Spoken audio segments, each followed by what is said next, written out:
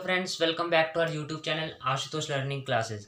तो फ्रेंड्स, आपने जैसे कि थंबनेल देख लिया होगा, हम क्या करेंगे आज एक्सरसाइज 2.3 के एनसीईआरटी सॉल्यूशन क्वेश्चन नंबर 1 और 2, जिसमें से हमारा क्वेश्चन नंबर 2 है मोस्ट इंपॉर्टेंट। तो अगर आपने हमारी बेसिक्स वाली वीडियो नहीं देखी है, जिसमें मैंने फंक्शन के बारे में कंप्लीट समझाया हुआ है, तो वो वीडियो देखना, क्योंकि ये वाली वीडियो फिर आपको अच्छे से समझ में नहीं आएगी। मतलब ये वाले क्वेश्चन आपको समझ में नहीं आएंगे। तो जल्दी से अगर ऊपर दिए बटन पर क्लिक करो और वो वीडियो ज़रूर देखना। तो अब बिना टाइम वेस्ट करे स्टार्ट करते हैं question number 1। Which of the following relations are functions, give reason if it is a function, determine its domain and range. तो यहाँ पर सिंपली फ्रेंड्स, यहाँ पर इसने क्या पूछा है हमसे, देखो इनमें से पूछा है कि इनमें से जितने भी रिलेशन हैं तीनों में से कौन सा फंक्शन है। ठीक है, ये तो हम बता देंगे कौन सा फंक्शन है, क्योंकि आपने बेसिक वाली वीडियो देख ली, उसमें समझ में आ जाएगा, क्योंकि फंक्शन तो अच्छे समझा रखा है ना। तो फंक्शन क्या होता है एक्चुअल में फ्रेंड्स, पहले वही बता देते हैं। तो फंक्शन क्या होता है, देखो फ्रेंड्स, अगर हमारा एक सेट है ए, ठीक है, और अगर दूसरा सेट है बी, जितने भी सेट के फंक्शन जब होता है दो पॉइंट्स के आधार पर, कौन कौन से दो पॉइंट्स होते हैं कि जो सेट ए में जितने भी एलिमेंट्स है ना, उन सबकी एक इमेज होनी चाहिए।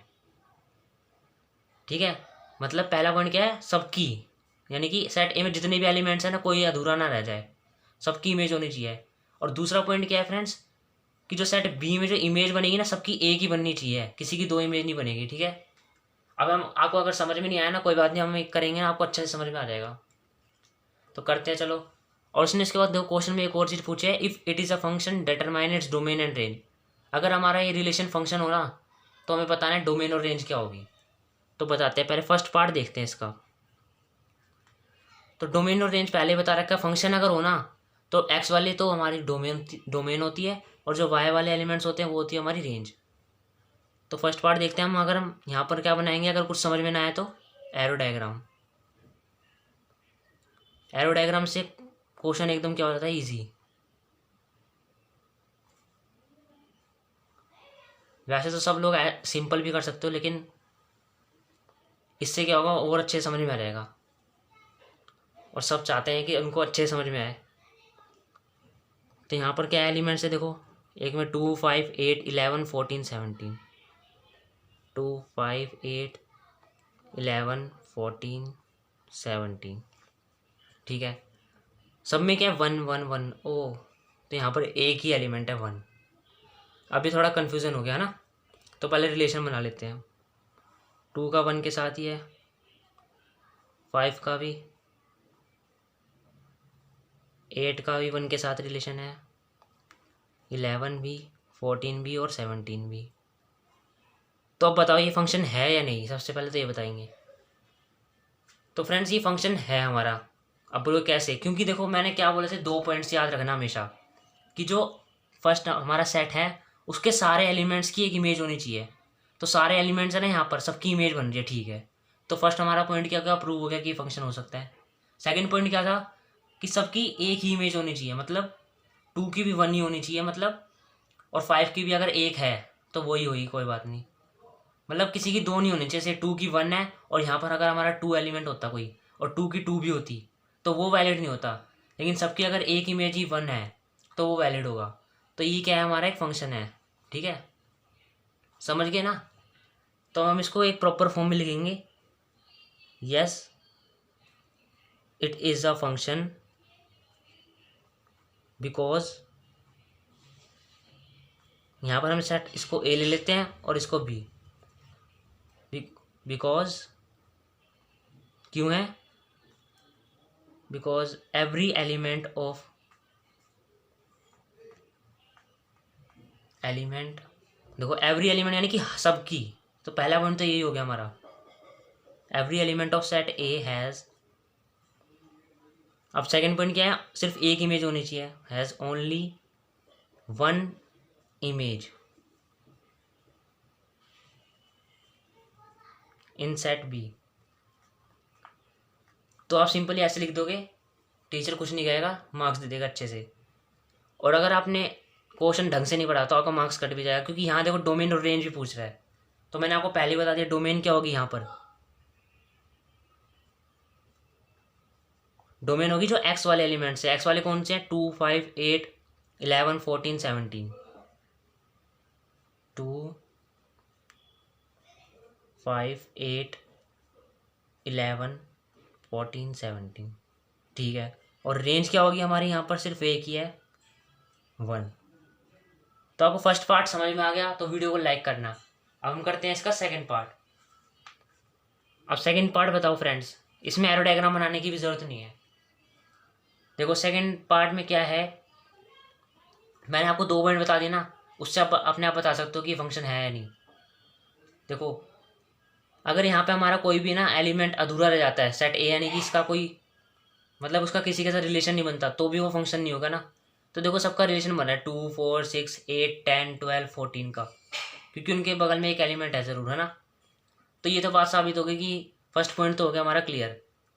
अब सेकंड पॉइंट क्या था कि उसकी एक इमेज होनी चाहिए, मतलब कोई भी वाई वाला एलिमेंट ना रिपीट नहीं होना चाहिए। तो देखो 1, 2, 3, 4, 5, 6, 7, और यहाँ पर कोई रिपीट भी नहीं हो रहा। तो इससे क्या साबित होता है हमारा कि सेकंड पार्ट हमारा फंक्शन है। तो इसके लिए भी सेम आप ऐसी डेफिनेशन लिख लेंगे, yes it is a function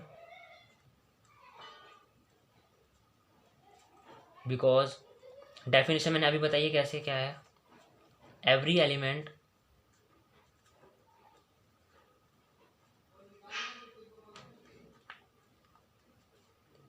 of set A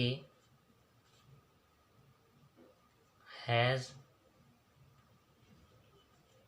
only one image in set B।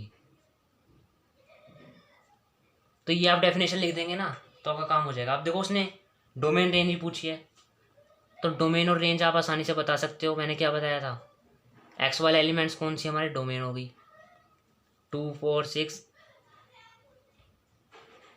8, 10, 12 और 14। और रेंज क्या है हमारी यहाँ पर फ्रेंड्स, 1 से लेकर 7 तक, 1, 2, 3, 4, 5, 6, 7। तो हमारा सेकंड पार्ट देखो कितनी आसानी से कंप्लीट हो गया। अब हम पहुंच चुके हैं थर्ड पार्ट पे। तो पता अब ये फंक्शन है या नहीं है, इसे आप देख के बता सकते हो। अगर हम यहाँ पर देखो हम सेट लें, अगर एरो डायग्राम भी बनाएं, अगर हम एरो डायग्राम बनाएंगे तो सेट 1 में देखो कौन कौन से एलिमेंट आएंगे हमारे, 1 और 2। देखो लेकिन अगर हम 2 बार दे रखे हम बनाएंगे लिखेंगे तो एक बार ही ना, तो 1 और 2 होंगे, और 1 की 2 इमेज बन रही है, देखो 3 और 5 1 के यहाँ बन रही है ना। तो ये हमारा पॉसिबल नहीं है कि फंक्शन हो, क्योंकि 1 की 2 इमेज बन रही है 3 और 5, और जबकि पहले बता रखा है 1 की सिर्फ मतलब किसी भी एलिमेंट की 2 इमेज बनेगी तो वो हमारा फंक्शन नहीं होगा। तो सिंपली हम यहाँ लिख देंगे no it is not a function. अगर आपको एक्सप्लेन करना है तो आप एक्सप्लेन भी कर सकते हो, वैसे इतना लिखोगे तो हो जाएगा।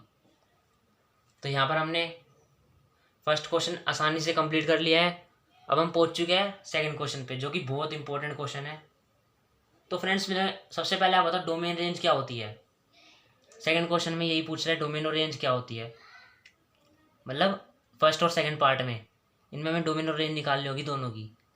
तो सबसे पहले आप बताओ डोमेन और रेंज होती क्या है। डोमेन क्या होते हैं, जो एक्स के एलिमेंट्स, जो एक्स की वैल्यू होगी, है ना। और रेंज क्या होती है, जो वाई की वैल्यू, और वाई को हम यहाँ पे एफ एक्स लिखेंगे, पहले ही बता रखा है। तो फर्स्ट पार्ट करते हैं बिना टाइम वेस्ट करे, कैसे होगा। अब देखो डोमेन क्या होगी, एक्स की वैल्यू, है ना। अब यहाँ पे एक्स की वैल्यू हम क्या क्या रख सकते हैं, अगर हम नेगेटिव नंबर लिखेंगे, नेगेटिव भी रख सकते हैं, पॉजिटिव भी रख सकते हैं, जीरो भी रख सकते हैं, मतलब क्या रख सकते हैं यहाँ पे एक्स की वैल्यू, हम रियल नंबर रख सकते हैं ना। तो यहाँ पर हमारी डोमेन क्या हो जाएगी, रियल नंबर हो जाएगी। नहीं समझे, देखो मैंने यही तो बोला है, डोमेन क्या होती है, एक्स की वैल्यू। एक्स की वैल्यू हम यहाँ पर क्या रख सकते हैं, यहाँ पर कोई रिस्ट्रिक्शन थोड़ी ना हमारे पास कि हम ये वाली वैल्यू नहीं रख सकते, ये वाली नहीं रख सकते, क्योंकि एक्स तो भाई इसके अंदर है, कुछ भी रख लो। तो हमारी डोमेन क्या हो जाएगी, रियल नंबर, आर लिख देते सिंपली। और रेंज क्या होगी यहाँ पर फ्रेंड्स, रेंज मैंने क्या बताया, वाई की वैल्यू, यानी कि वाई क्या होगी, और यानी कि वाई है हमारा पूरा ये। अगर हम रियल नंबर लेते हैं तो हमारा आंसर क्या आएगा, ये देखो। अगर हम नेगेटिव नंबर लेंगे तो मॉड्यूलेशन है यहाँ पर पॉजिटिव हो जाएगा, देखो एक बार यहाँ पर रफ में करके देखते हैं। अगर हम यहाँ -1 लेंगे, मॉड्यूलस है तो पॉजिटिव हो जाएगा, पहली बात तो ठीक है, पॉजिटिव कर दिया मैंने। और बाहर का साइन तो नेगेटिव है ना, तो नेगेटिव ही आएगा हमारा। और अगर हम पॉजिटिव लेते हैं, जैसे +1 लिया, तो पॉजिटिव में मॉडुलस हट जाएगा, -1 ही आएगा। तो हमारा कोई भी केस हो आंसर क्या आएगा हमारा नेगेटिव ही आएगा, है ना। तो हमारा यहाँ पर रेंज क्या आएगी हमारी। और अगर हम एक और केस बन सकता है फ्रेंड्स, देखो 0 लेंगे एक्स की जगह हम, तो आंसर हमारा 0 ही आएगा। नेगेटिव 0 पॉजिटिव 0 कुछ नहीं होता ना। तो यहाँ पर 0 से लेकर क्या आएगा नेगेटिव इन्फिनिटी। पॉजिटिव तो नहीं आ रहा ना हमारा आंसर, यही तो निकाल क्या रहे हम, रेंज निकाल रहे हैं ना। और रेंज क्या होती है वाई की वैल्यू, और वाई की वैल्यू आ क्या रही है हमारी 0 से लेके नेगेटिव इन्फिनिटी। नेगेटिव इन्फिनिटी को हम ओपन लिखेंगे ऐसे, और 0 को हम लिख देंगे क्लोज, क्योंकि 0 इंक्लूड है यहाँ पर, समझ गए ना। तो आपको फर्स्ट पार्ट तो आसानी समझ में आ गया होगा। सेकंड पार्ट देखते हैं। अब सेकंड पार्ट में वही बात आती है, यहाँ पर डोमेन निकालेंगे तो एक्स की वैल्यू हम यहाँ पर क्या रख सकते हैं। अब आप बोलोगे रियल नंबर रख सकते हैं, नहीं ये रियल नंबर रख देंगे। मान लो अगर यहाँ पे मैंने 4 रखा एक्स की वैल्यू, ठीक है, तो 4 रखेंगे तो 4 का स्क्वायर क्या होता है 16, और 9 में से 16 गया तो नेगेटिव आंसर आएगा हमारा। और रूट कभी भी क्या होता है नेगेटिव नहीं होता, ये बात ध्यान रखना, ठीक है। कभी भी रूट वाला अगर डोमेन रेंज पूछे ना आपसे, तो ये ध्यान रख लेना रूट में कभी भी नेगेटिव आंसर नहीं आएगा। तो इसके सारे आप डोमेन निकाल लोगे, ठीक है। अब 4 तो नहीं ले सकते, अगर हम 3 लेंगे तो 3 का स्क्वायर करेंगे 9, 9 में से 9 के 0, तो ये हमारा सोल्व हो रहा है, नेगेटिव नहीं आ रहा आंसर, है ना। तो 3 ले सकते हैं हम। वैसे ही अगर हम नेगेटिव 3 भी ले सकते हैं, क्योंकि स्क्वायर करेंगे तो पॉजिटिव आएगा। और 3 से छोटी भी ले सकते हैं, कौन कौन सी 2 1 0। 2 लेंगे तो देखो 2 का स्क्वायर क्या करेंगे 4, 9 में से 4 क्या 5, √5। तो यहाँ पर हमारा आंसर नेगेटिव नहीं आ रहा, पॉजिटिव ही आ रहा है, मतलब सही आ रहा है। तो यहाँ पर एसक्यूएल में क्या क्या ले सकते हैं फ्रेंड्स, यहाँ पर क्लोज आएगा -3 से लेकर 3 तक। और क्लोज मैंने इसलिए लगा रखा है क्योंकि 3 इंक्लूड है, ठीक है। 3 से लेकर 3 तक ही है, और कोई वैल्यू इसमें नहीं ले सकते हम एक्स की वैल्यू, ठीक है। अब हम रेंज क्या निकालेंगे, रेंज कैसे आएगी यहाँ पर। रेंज क्या होगा यहाँ पे कि एफ एक्स की वैल्यू क्या आएगी, हम पुट करेंगे जो -3 से लेकर 3 तक, तो हमारा आंसर क्या आएगा। तो आपने आंसर तो देख लिया होगा, -3 करेंगे तो भी 0 आएगा, 3 करेंगे तो भी 0 आएगा। लेकिन अगर हम 2 पुट करते हैं, 3 के बाद 3 से पहले 2 ही आता है ना, 2 पुट करेंगे तो क्या आएगा √5 आएगा हमारा, जो कि 2 पॉइंट समथिंग होता है। और अगर हम 1 पुट करेंगे तो √8 आएगा, वो भी 2.8 ही कुछ होता है अप्रोक्स। तो यहाँ पर हमारी वैल्यू, और अगर हम 2 से 1 से पहले क्या आता है हमारा 0 आता है ना, 0 भी तो इंक्लूड होगा यहाँ पर। यहाँ पर इसका मतलब पता है क्या है, -3 -2 -1 0 1 2 3। तो ये सारी वैल्यू पुट करके देखनी होगी हमें यहाँ पर, लेकिन हमें पुट करने की ज़रूरत नहीं है क्योंकि नेगेटिव वाले और पॉजिटिव वाले सेम आएंगे, क्योंकि यहाँ पर स्क्वायर है, ठीक है। तो हमने यहाँ तक तो कर लिया, 2 पॉइंट समथिंग आएगा, ठीक है, और 3 भी आएगा।